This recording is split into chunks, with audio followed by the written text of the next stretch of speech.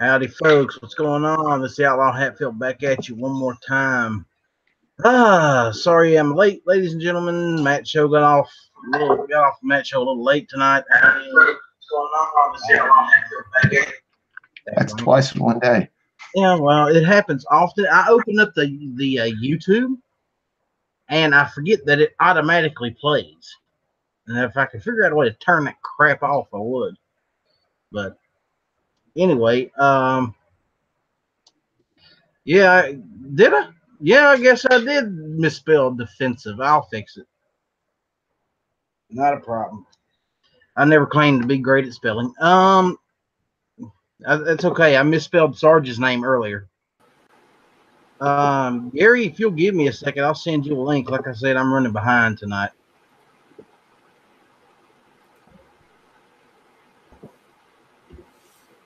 But tonight, ladies and gentlemen, we are going to be discussing what happens after a defensive shooting. And what brought this up was earlier today, I got my my package from the USCCA, carry insurance.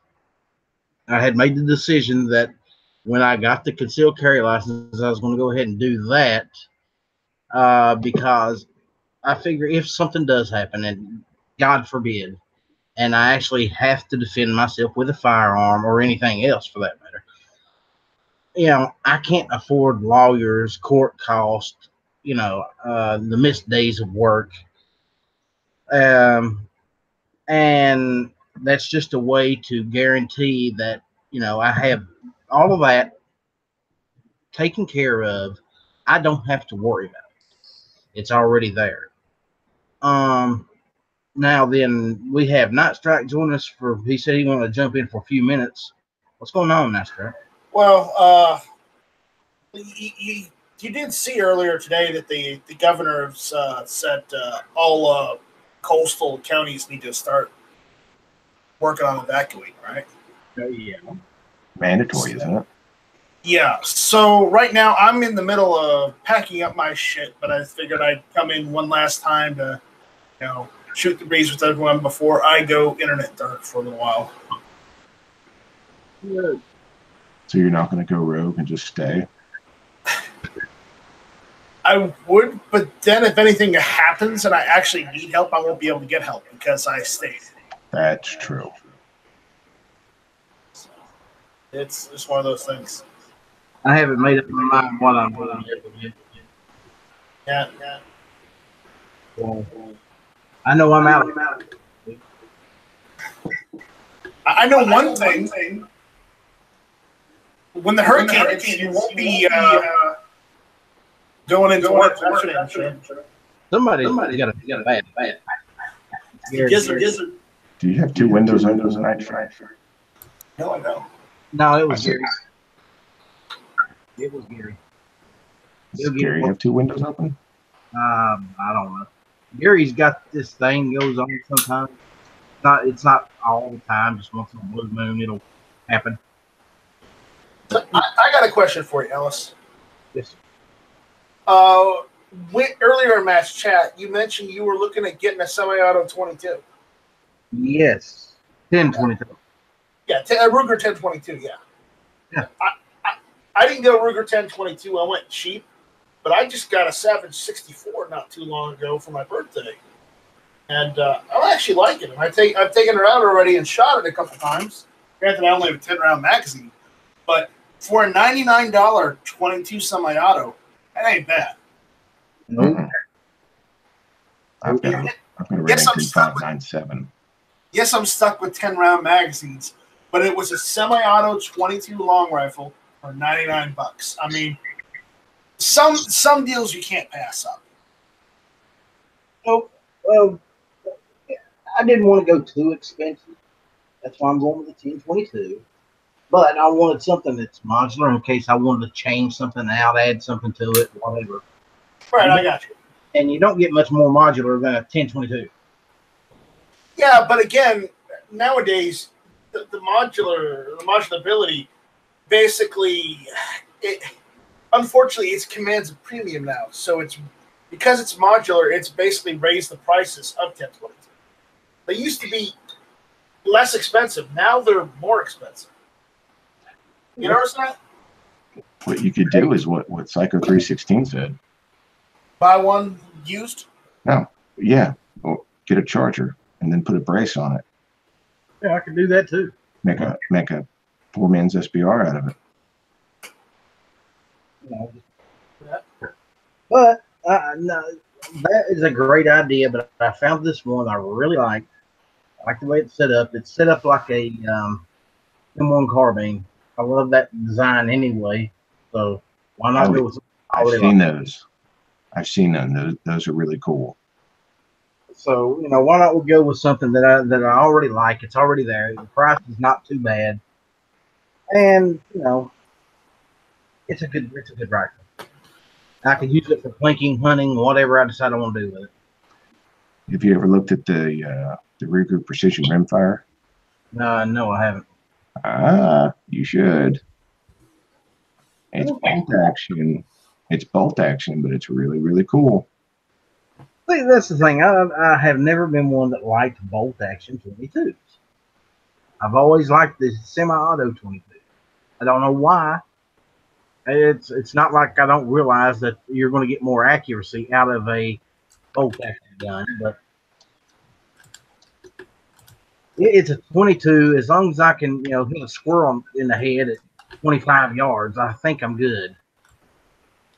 I mean, let me pick your brain for a second, okay? So the reason you're getting it is because it's in the M1 carbine configuration that you like, and because it's a 22, right? Well, that's part of it, yes. It's also built by a reputable company. Right. Been making these things for how many years now? Right. 66, I think. Just a couple. They know what they're doing.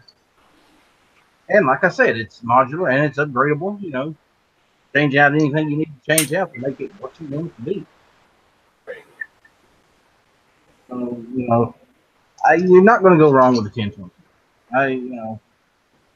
Yeah, I get that.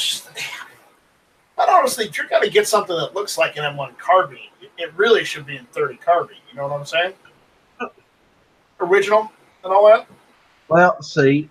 But I will concede that 30 carbine is a little bit expensive these days as opposed to 22. I just like the design, dude. I mean, it's that simple. I mean, you know me, I'm hard-headed. I'm going to get what I want. Oh, I know you're gonna get it one way or the other. I know that. I just wanted to ask about it because, who doesn't like talking about guns? Well, actually, that's not the topic of the night. Well, part of the topic of the night. We are going to be discussing, like I said at the beginning, what happens after the fact. What happens if you're in a defensive shooting, you've had to defend yourself, and, police just came. What happens then? What do you do then? Well, in my case, I call 911, and then I call the USCCA. That's, in that order. But Sarge, what would you suggest the standard practice should be? I think that's a pretty good plan right there. Call 911, tell them what happened, and especially first thing is, you have to make sure you're safe. You have to make sure the threat is done, you're safe. Don't just get on the phone while it's still evolving. What I'm saying is if you've had to, unfortunately, use your firearm to protect yourself, you need to create a little distance, a little bit of space. Even if you have to move to an alternate location, call 911, tell them what happened, tell them your name, put the gun on the dash, you stand outside, whatever you need to do to separate yourself from it, and then describe yourself and wait for them to get there, because things will go much, much, much easier and much quicker that way when you're forthcoming. Now, you've been a police officer, and you pull up on a scene, you know that there's been a shooting, a defensive shooting, or at least that's what you've been told. Somebody has shot someone else. You don't know the details as of yet. But you do see the guy, he's standing there. The gun's not with him. You see the gun laying away from him. So you know he's unarmed. He's got his hands up. You don't know that. There could be more. Oh, well, this is true. This is true. But I'm just giving you a scenario of what, most people that has been in a defensive situation would probably do. They would, if they're in the right mind, if they're thinking correctly at all. Because like you said, the last thing I want to do is be holding a gun when the police arrive. Yeah, that's it. That's the thing. You put it, either you reholster it or you put it on the dash once the police arrive. You've described yourself, you described your car, where you're going to be standing, and now, are you going to be detained? Well, probably so, but that's a complete difference than being arrested. You could be detained for just a little bit while everyone figures out what's going on and what's happened. Now, without that 911 call and a neighbor calling in that there's been a shooting or an eyewitness, the ones that arrive have no clue what's happening. They all is someone's been shot or reportedly been shot. And if you roll up and there is someone bleeding, and then there's this other person, that other party that was described to be involved, as of that point, they're a suspect. When I'm not saying that the 911 call makes you a victim, but it gives everyone just a little bit more knowledge to when they show up, things will go a whole lot smoother. Same process still has to happen, but it's you don't get treated like a suspect because you've been forthcoming. We know where you are. We're gonna come talk to you. You will be detained while it gets sorted out, but it will be much, much easier and much quicker. Now, how do you think the conversation on our part should go once you arrive? Well, it all depends on whether you're right or wrong. Yeah. Now, if they broke into your house and they're in your foyer, is that right or wrong? If they break into your house and you're in a genuine fear that you're of death or great bodily harm, you protect yourself 100%. See, a lot of people get hung up on just the breaking and entering. Okay, let me throw a scenario at you. Neighbor's kid, you live in a neighborhood. Neighbor's kid comes home from college, and him and his buddies come home drunk, and whatever. One of them goes to the wrong house and is trying to get in your house. You kind of gotta figure it out real quick whether this person that's trying to come in is a harm. What if it's a dementia patient that lived in that house 30 years ago or 40 years ago? They grew up in the house that you live in now, and they're living back their childhood, and they're trying to come in your house. You have to think out the situation. Someone breaking the window and reaching in trying to unlock it, serious forceful manner. Well, of course you're going to be scared. So you protect yourself, but each situation is different. Well, luckily I don't have that problem. Well, oh yeah, exactly. You live out by yourself. The people that owned my house before me were about the same age as my grandmother. We're both That's what I was about to say. I think you live on family land, so that's not necessarily an issue. Oh, it's only family now because that's like where I am right now. We've been on this piece of property literally since the Civil War, so I don't think I'm going to run into any previous owners. And if I do, they're a ghostly apparition, and I'm in trouble at that point. So, Sarge, does that mean some of your family might have whistled Dixie once? Might have what? Whistled Dixie? Yeah, literally. Okay. Well, that's okay. But whistling Dixie, I do it quite often. Yeah, I do too. But the thing is, Sarge, I got a question for you about this whole breaking, entering thing as well. When a situation happens and you have to make the call to either pull the trigger or dial 911, if you were fearing for your life and the life of your family, and you pull that trigger, what's the best way to call 911 and let them know that a shooting's happened? No matter what I tell you, it's not going to work. no matter what I tell you on how to call 911, it's not going to work because you're So going to. there is no right or wrong way, is there? Nope. Mind's going to be blown. Your blood pressure is probably going to fall out the bottom. There should be a procedure, dude. There really should.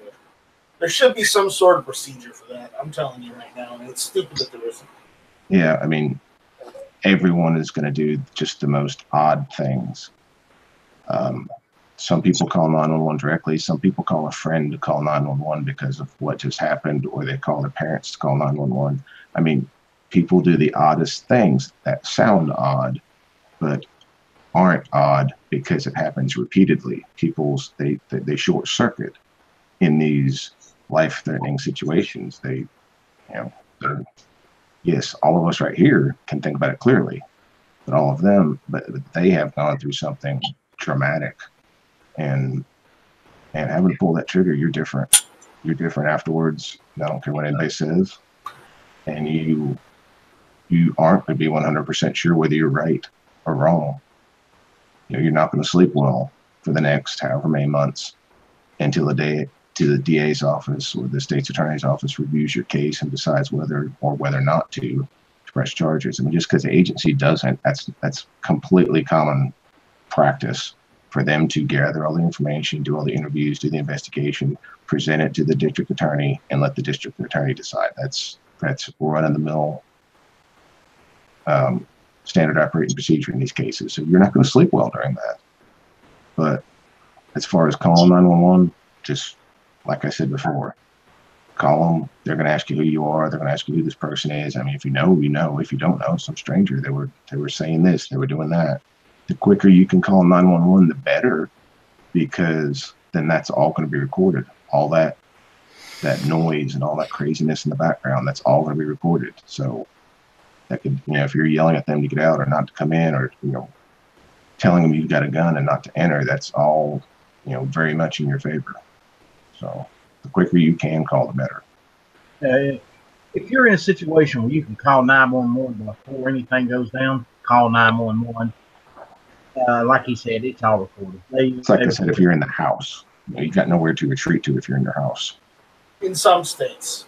Yes. If you're out in public, and just get out,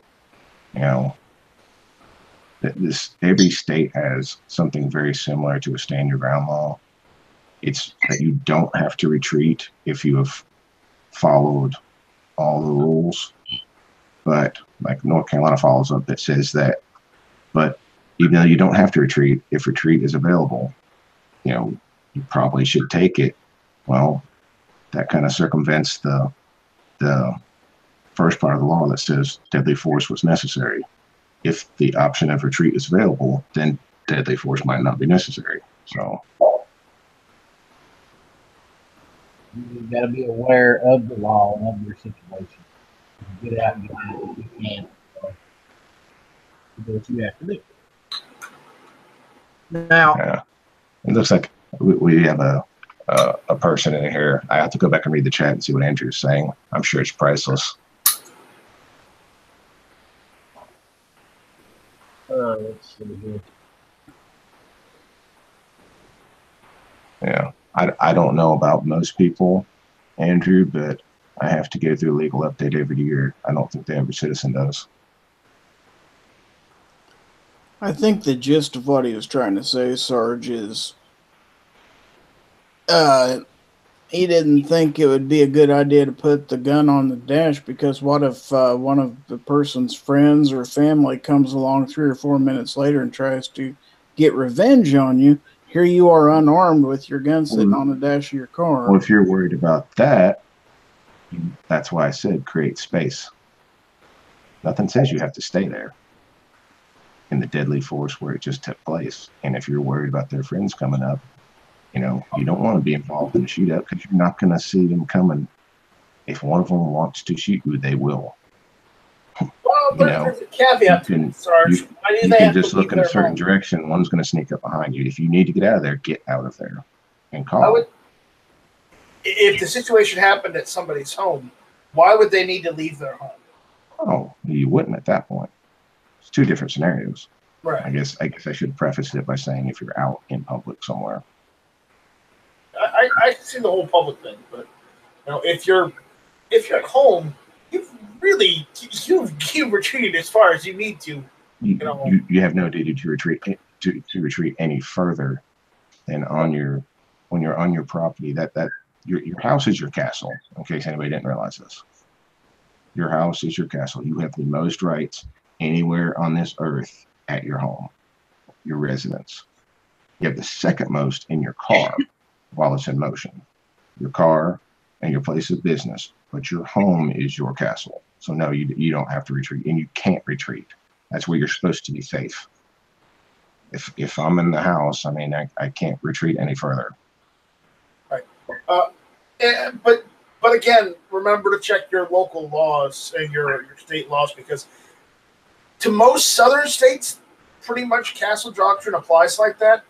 But in some northern states and even some Midwestern states, it doesn't go down like that. I don't know. They all answer to the same court system. Yeah, okay, we'll try enforcing castle doctrine in New Jersey. Well, I can't speak of that. And Andrew's act, he says, it looks like he's taking everything literally. Oh, good. He's taking everything literally. So you can leave after a shooting? Okay. Do you want to stay there where a deadly force encounter just occurred? And if you're worried about other people that could continue the scenario, do you want to stay there? Or do you want to maybe move across the street, move to the Well Lake gas station down the road? There's nothing that says you have to say exactly on scene. Nothing. Nothing at all. Sarge isn't saying go to another city. He's saying go across the street. Create space so where you will live if the situation continues. If that person gets up, if you have shot them and yes, they've fallen down, but they're not dead. I mean, you can shoot someone mortally and they can still live for minutes.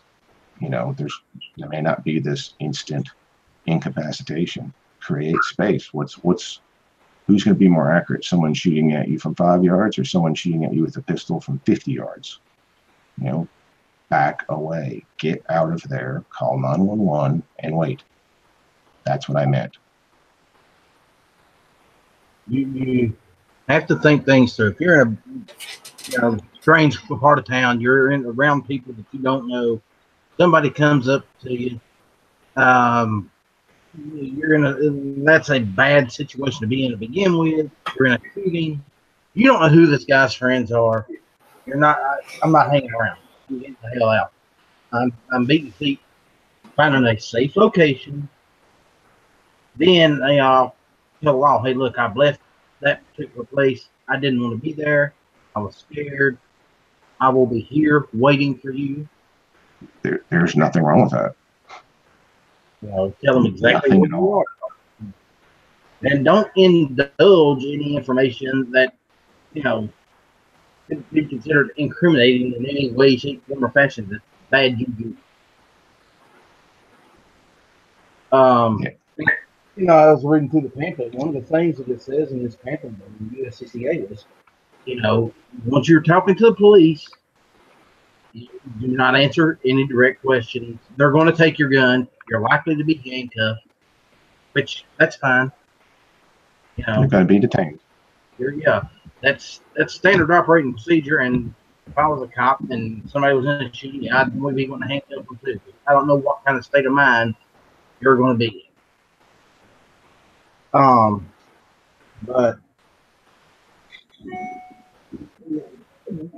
is it standard procedure to confiscate the gun? And do you get the firearm back, or does it go into evidence and just disappear? Oh no, it's until they decide that no crime has occurred. Yes, there's nothing unusual about keeping the gun because it could be an instrument of that crime. Once the DA, if they determine it's a self-defense scenario, well, at that point you're eligible to get it back. That's just something you sign on for. That's something you need to realize.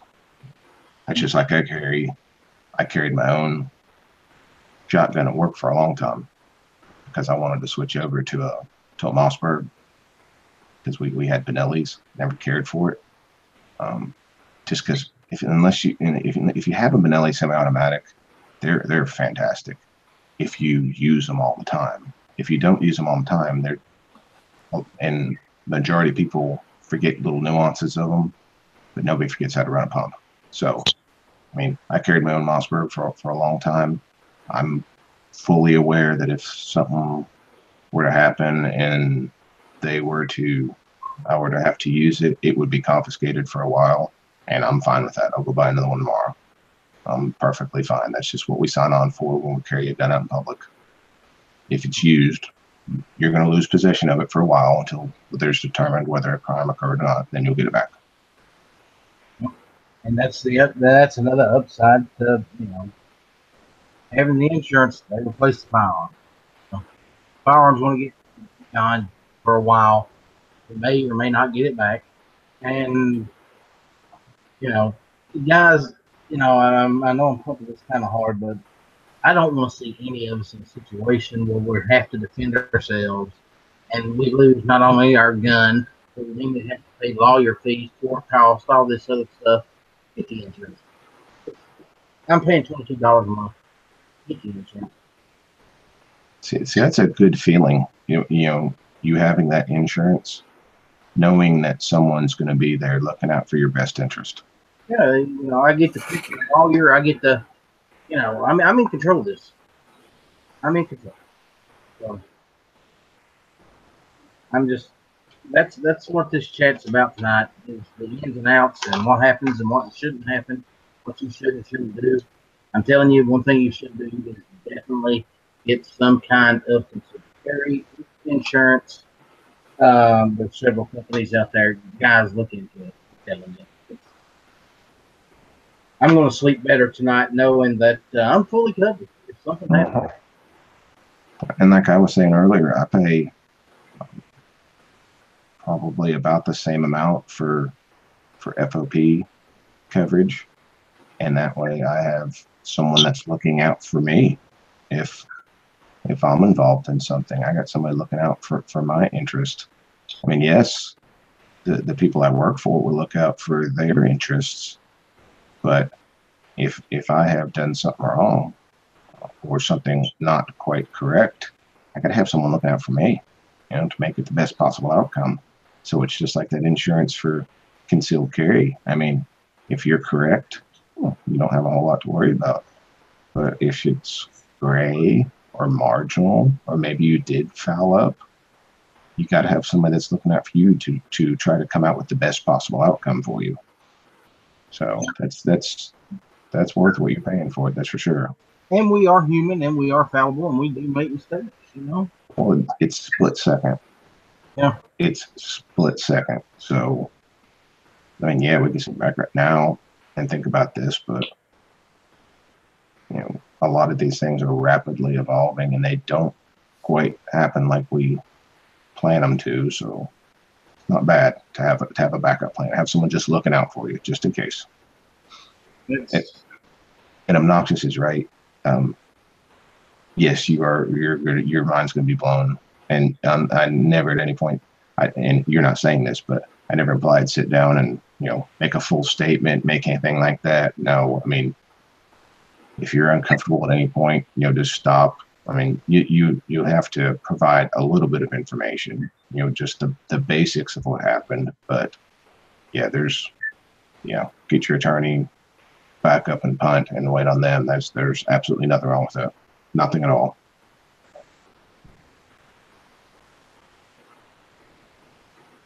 And don't forget, guys, it's also going to be the psychological thing you're going to have to be dealing with as well. And that's another great thing about this. USCCA covers for that too. I mean, so it's a multifaceted plan where they cover you with lawyers, they cover you with court costs, they cover you for missed work, and psychological issues. They're replacing guns, and that even means if somebody steals your firearms, they cover that as well. So I don't see a drawback. I don't see a drawback for $22. Gary, do you have any kind of concealed carry insurance or anything like that? No, I don't. Have you thought about it? I have. I just haven't figured out what's the best one for me yet and which one I can afford the best. See, that was my issue. I mean, there's so many different ones out there and different opinions as to which one's better than the other. So, I wasn't looking at which one was the best, honestly. And my decision was made when I just read through it and I said, okay, this takes care of whatever psychological issues may come up. This is going to replace a gun that I lose. It's going to let me choose my own lawyer. And to me, that's something that's very important. I don't want somebody to throw a lawyer at me and says, well, you have to use this guy whether you like it or not. My problem is I don't really have a lawyer per se. I don't have any one particular lawyer. I haven't been involved in a lot of stuff I need a lawyer for. So. Well, see, neither have I. But always be suspicious of someone who has a lawyer on retainer. I always wonder about that. I don't have a lawyer on retainer at all.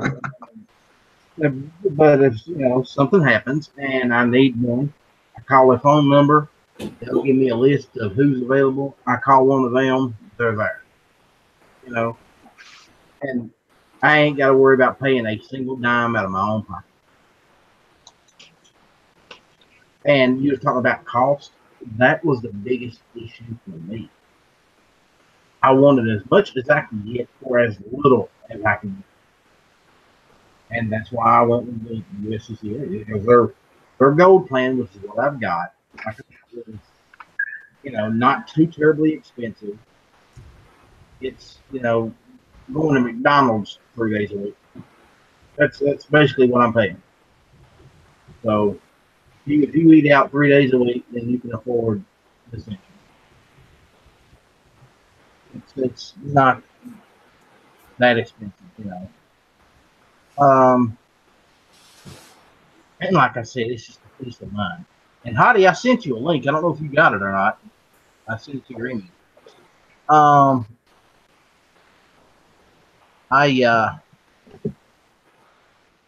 I just think that it's something that's important, and if you don't have it, if you are considering it, weigh the options. Ghost Tactical actually has a great video out there going over a few of these. And he don't go extremely in depth with them, but he gives you a good overview of what they offer. Check out that video. Let's see if I can find a link. I know I've got it. I just don't know where it's at the moment. But I will take a look here. Y'all can talk amongst yourselves while I do this. Talk. Well, not you. I would like to have something intelligent being said. Oh, wow, that hurts. That hurts, guys. Ow. Which one of you is evacuating? That's what I want to know. I ain't going nowhere, I don't reckon. Well, that sounds like to me. I know which one's the most intelligent of the two of you.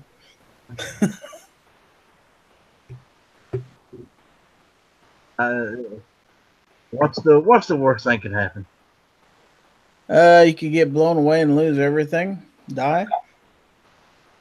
Okay. That's the worst thing that could happen. If worse comes to worse, and that would actually come to pass, my nieces would be blessed with a lot of firearms. Oh, I've got people who would gladly take mine when I die too, but I ain't in no hurry. No. I didn't say I was in a hurry. I just said that he would definitely have a few to choose from after that. And I am looking for that video, and should be getting close. Damn, Ghost, you got a lot of videos. Yeah, he does. He's about like Travis P11. No, he's worse. He's worse because he's a shameless self-promoter. Uh, I know it ain't that far back. Star 9, Real of the Month, Safari He's got videos about everything and everybody. Are you searching for one thing in particular? You can click that magnifying glass on this channel and you can do a word search. Yeah. Let's see. Since you're searching for something, I'll just break in and say, hey, y'all. Thank you for the invite, Els. You're welcome, Scott. How are you, sir? I'm good, man. Your chat just had me a little riled up, fired up, and had things to say. I don't know exactly when I had what I had to say, but yeah, very interesting topic you got going tonight. Well, it can be played from many different angles. Okay, well, what's your thoughts on it? Well, no, the first thing that came to my mind was when you guys were talking about if you're involved in that sort of thing, drop your gun and throw it aside, and then that way the officer is automatically going to know that you're unarmed. That's not true. That's completely not true, especially for someone like me. I carry 2 guns all the time, and the main gun I'm going to pull is the main gun I'm going to pull. Under that stress and under that adrenaline rush, I'm probably going to even forget about my second gun in my pocket. So, that is not going to put the cops at ease. Let them know you're a good guy. Oh, they're gonna handcuff you and pat you down anyway. So they're gonna find it as they should. As they should. My only other thing was coming at this from the other point of view as being a survivor and being someone who wasn't even able to carry at the time. So all the stuff about insurance and then why would something that got me was why would you ever leave the spot where this incident went down? And it's like, all right, well, I can speak for that fucking loud and clear, as someone who was 19 years old and in a city park and just had some punks pull up on me at the wrong place at the wrong time and ended up getting shot, and we wrestled the guns away from the guys who ended up shooting me. So we had one gun. What led up to the shooting? We had, pardon me? What led up to the shooting? The only thing that led up to the shooting was a car pulled in and turned its high beams on us. And what? They pulled in and what? I can't hear you. They pulled. I'm sorry, I had an airplane going over. So a car pulled in, and they had full view of us, and then they turned their high beams on us. And then they pulled up right next to us. This was me and about 10 friends, and the 2 people on the passenger side of the car each flash guns out the window, and they pulled up into the next available parking spot, and 7 out of my 10 friends run. So 3 people jump out of the vehicle. The 2 people armed, the guy with the Glock 19 and then the guy with the 38, they each fire 2 shots in the air, and they immediately go after the 3 of us who are still standing our ground and making sure that our friends are okay. What was their motive for that? Their motive, as far as I know, their motive for that was they actually had a hit out on somebody, and they thought that they had identified them, and they thought that person was me. Another person in my area with my name, except that person has tattoos and is a gang member. And that's something I learned later on. But wrong place, wrong time. These people thought that we were in their, I don't know what gang members call it. We were on their turf or whatever, but this was a park that we had gone to for years. This was a park that we grew up going to. So I mean, if there's any other questions, I'm happy to answer them. If there's no other, I can continue to go on with the story. You guys tell me what you want to do. And that kind of backs up the point that I was saying earlier. If you can get out of there, get out of there. At that, okay. You know, well, and I'm not saying you didn't do the right thing, but I was saying to the people listening, man, if you were one of the 7 of the other 10 that ran, you wouldn't have gotten shot and gotten taken to the hospital and possibly lost your life. So retreat is a good option if available. Retreat is a great option if available, but if you're a person who loves your friends like family and is willing to fight and die for them, and you have a friend who hangs back, and one of the guys who jumps out of this car, who fires the shots in the air, he knows because he's of the same ethnicity. This is a tight group in my neighborhood, and he knew exactly who this guy was. And he said, "Hey, so and so, my name is so and so. We know each other. We grew up in the same hood. There is no beef here." And that guy walked right over to the dude who was closest to him, and pistol whipped him. And my friend at the time, he took that pistol whip and he landed on the ground and played dead. And so there was 3 of us still standing our ground, and my other buddy was fighting with the guy with the 38. I went and pulled the guy with the 38 off of him, and then the guy who had just pistol whipped the guy with the guy with the G19 who had just pistol whipped my buddy came at me and put the Glock into my face and told me to empty out my pockets. He was down on the pavement, and I was up on the curb, and he told me to empty out my pockets. And I said, "Dude," I raised my hands and was just kind of complying. And I'm like, I really don't have shit, man. I don't have shit. And he told me to get on my knees. And that kind of told me that this is going from bad to worse. And I took control of the gun as best as I could and pushed it to the side, headbutted him. And shortly after I headbutted him, got pistol whipped across the front or across one of my eyes, and then shot through the neck. And next thing I know, I'm kind of getting picked up by a couple buddies, and they're rushing me to the hospital. But my other buddy, he took on the 3 of them, and Well, he should have got out of there. I ended up Here's the thing: when I took control of that gun, it caused a misfire. So I probably should be dead if I had not took control of that gun. And how close are you with this guy now? Before he shoots me? No, I'm talking about your friend that you stayed with. How close are you right now with him? Oh, which one? The guy you stayed behind to help. I stayed behind to help too, but I stayed. Either one. Okay, well, the first one who had got pistol whipped, and because he was the guy who was talking with one of the main guys who jumped out, who fired shots in the air.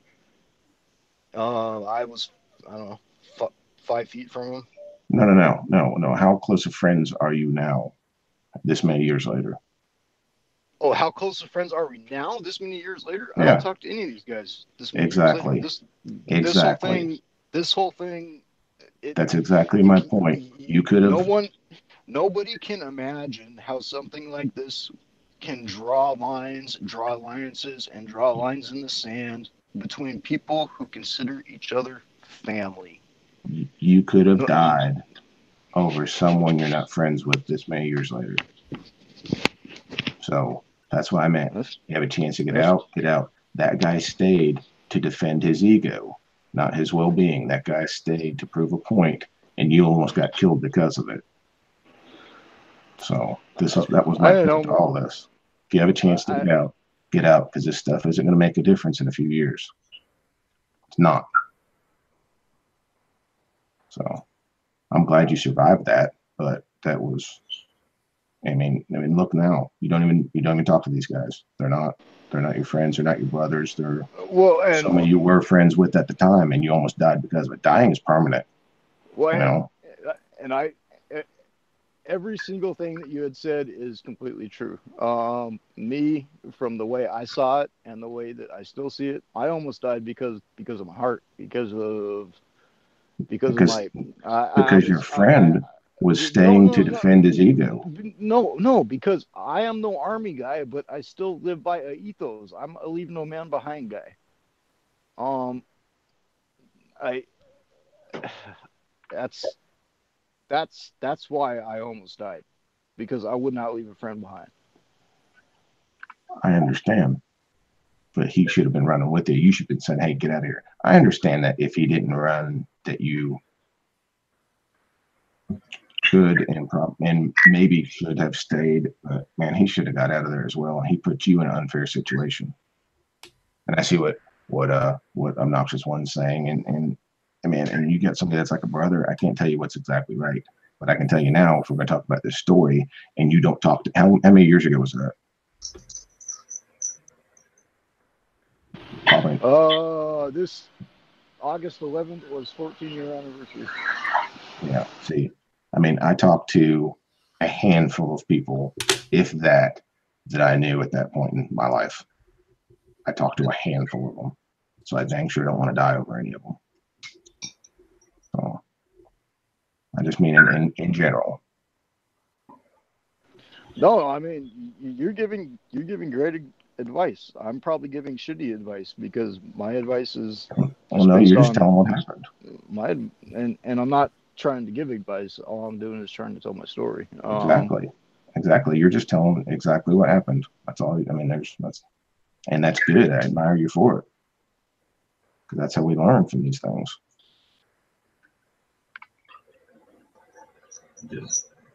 I think what you have to learn throughout life is, it's like one of your friends jumps off a bridge. Do you jump with him? So I uh, I draw the line at that. Depends on how high the bridge is and what you're jumping into, my friend.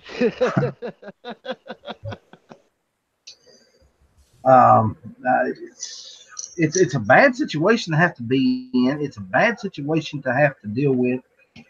Um, and in the end, you're lucky to be alive. I could not imagine not only the physical trauma, but the mental issues that has arisen because of it. Uh, you know, it has to be traumatizing, both mentally and physically. Uh, and we were talking about self-defense shooting.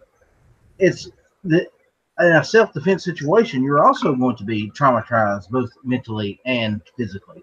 Mm-hmm. Hey, You're probably going to be physically sick because of this. absolutely. One of my friends, who was one of the other guys who actually had heart, who stayed behind, who fought off these three wannabe thugs. He was 2 weeks away from receiving his concealed carry permit in the mail. He was a couple years older than us. He was the older brother of one of our good friends, who we always rode around with, and I mean that's how close it was to. And I would not even want to put this all on him, but he could have took out those two guys as soon as they jumped out of the car and fired those freaking shots into the air. I mean, At that point, you can, and somebody jumps out and just starts shooting. They're not trying to help you, so take them down and get out of there. and then the whole thing about staying behind. I understand the whole thing about staying behind. I mean, if you are the shooter and involved in a self defense shooting, but something like that, as soon as I wrestled the gun from the guy who shot me, because like I said, I don't know if I wrestled it from him or whether he just dropped it because I had control of it and it did not cycle. So he might have just dropped it and it went sliding under a car. As soon as he lost that, all three of them take off running and they jump in their car and they leave. We're not sticking around and waiting to see if they come back or who comes back after them. Okay, so what you do? You got out of there, right?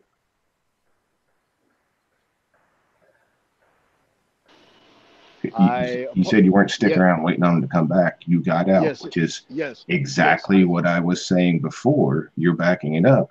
You get out of there. Don't be where they think you're at. No, Go somewhere else and call it in. Get the hell out of there. Get the hell out of there. Yep. And I was in shock, and my friends had to get me the hell out of there and take me to the nurse hospital.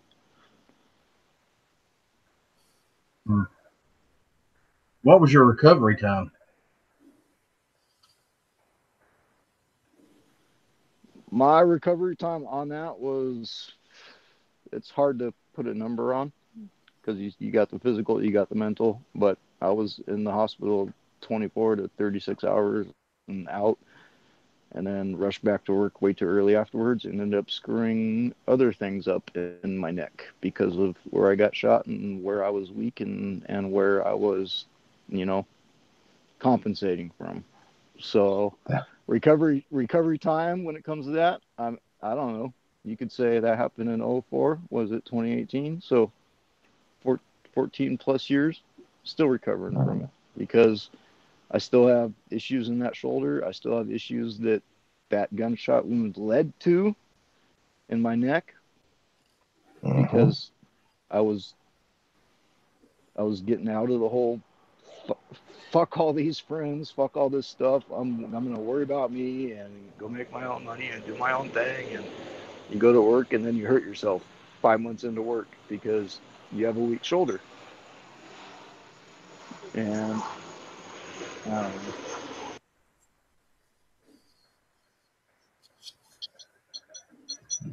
You're breaking up there, honey. Well, anyway, guys, I think we're going to call this one done for tonight. Sarge, I'd like to say thank you for being here. Thank you for the advice and the information. All it was advice. It's not absolute 100% the law, just the advice of what to do if you encounter the law. And if you're in a situation like this, you're 100% going to encounter the law. There's no way around it.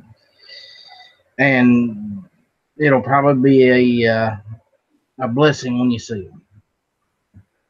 And also don't be surprised to be thrown in cuffs and be treated like a fucking criminal, even if you have a gunshot wound to the neck and you're actually the victim. Where did that happen at? Seattle, Washington. I think it all depends on where you're at. Yeah. The geography has a lot to do with how you're going to be treated.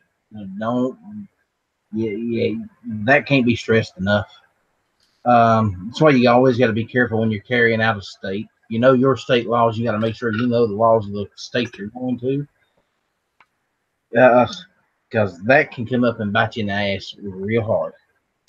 I'm just saying, if something like that ever happens, I mean, it is one thing to be prepared for, because they could likely treat you like the criminal, even if you are 100% in the right.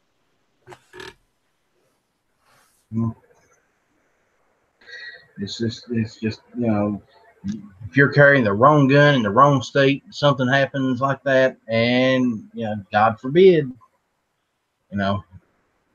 you didn't take the time to read the law. You're carrying a gun with 13 rounds and you're only supposed to have one with 10, and you're in a shooting, and you're a criminal. So you just got to be aware of cities. Even certain cities have different laws than the state that surrounds it. So you've got to be careful with that as well. I mean, I wish they would standardize it. I really do. Say, if I got this concealed carry permit from my state, then I can carry my gun in any state and not have to be concerned with it. But that's not the way the law works at the moment. So anyway, guys, we are getting out of here. Gary, you got anything to plug? Oh, just gizzardgary.com. Check out my stuff. Visit gunchannels.com. Check out guntube.org. And as always, like, share, and subscribe to The Outlaw Hatfield. And I appreciate that. And like, share, and subscribe to Sarge as well. And for those of you who don't know, today me and Sarge did our very first episode of our wrestling show. So that's on YouTube. It's on my channel. Check it out. Depending on how well it does, we might even be considering opening up a regular channel just for that show.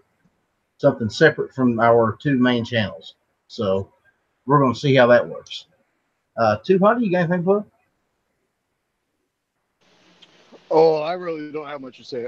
Check out Sarge at C4 Defense. Check out Gizzard Gary on the YouTubes and every other social media platform you can find them on. And Hatfield. Thanks for having me, brother. Not a problem, guys. Not a problem. Hey, y'all take care. I'm out of here. I will see you tomorrow at 6 p.m. if we're not rushed out of here because of a hurricane. Let's hope that that's not the case. I'm already out of work for at least another 3 or 4 days because of this thing. So we're going to see what's going to happen. I will keep you informed of where I'm at, what I'm doing, how I'm doing if I have to leave. I will have my cell phone with me, of course. Y'all take care. I will catch y'all next time. Say a prayer for us, guys. We're going to need it, I think. Absolutely.